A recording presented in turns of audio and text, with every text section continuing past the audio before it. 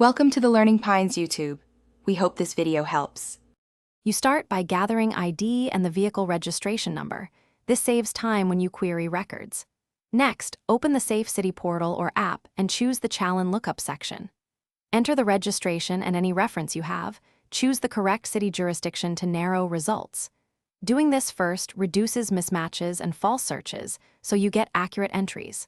Once done, proceed to view the listed violations and basic penalty summary. Now you perform the detailed search. Apply a date range or input the ticket number to filter results quickly. Review each record's violation type, location, and stated fine. This confirms whether the charge applies to your vehicle.